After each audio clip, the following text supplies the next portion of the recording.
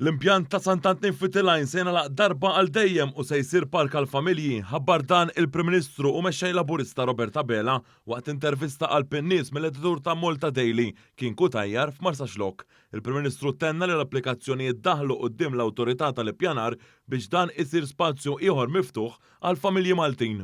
Ftit tal-jemilu daħlu l-applikazzjonijiet qudiem l-awtorità tal-ippjanar biex l-impjant ta' Sant'Antnin isir park għal-familja jingħalaq kompletament wara illi fl-aħħar xhur beda jitnaqqas l-operat tiegħu u dak il-park illi kien f'dawn l-aħħar snin ta' konvenjent enormi għall-Iskaliżi nagħtuh park għal-familja.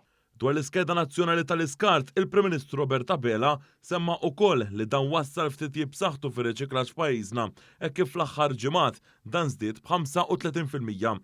Hawnhekk huwa rikonoxxa kif qatt hemm sfidi dwar dan il-qasam, speċjalment f'żoni turistiċi. Madankollu il-Prim Ministru sostna li dwar dan is-suġġett bil-kontra tal-Gvern, il-Partit Nazzjonalista qed jirrikorri għal politika tal-passat dik favur il-miżbliet. Dan filwaqt li Gvern Laburista qed jaħdem favur ekonomija ċirkolari u semma l-impjant tal-Waste to Energy li se tfisser li l-iskart isir riżorsa.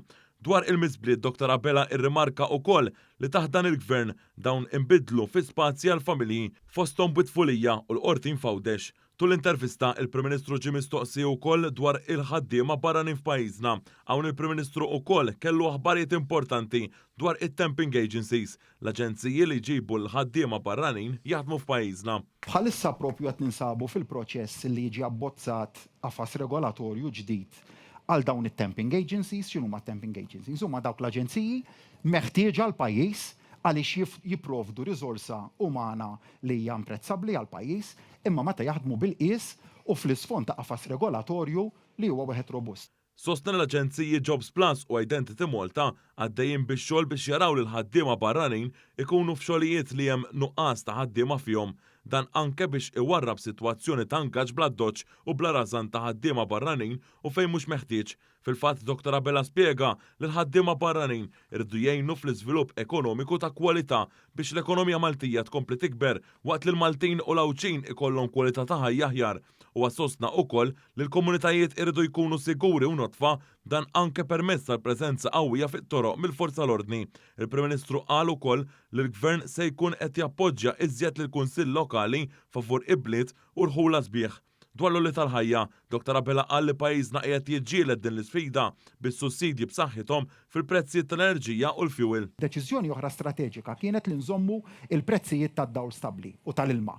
Immaġina kieku dan il-pajjiż għamel kif għamlu pajjiżi oħrajn u ħalla s-suq tad-dawl jerfa' rasu kif refa' rasu f'pajjiżi oħrajn, kemm kien ikollna pressjoni ta' inflazzjoni ġewwa pajjiżna li min kien se jerfaħħa l-aktar. Iż-żgħir u l-middle class, l-ikbar pis li kien se jiġi merfuħ, kieku aħna ħadna deċiżjoni li għollejna d-dawlu l-ilma u l-fuels, kien se jerfaħħa l-iktar iż-żgħir u min jiflaħ l-inqas.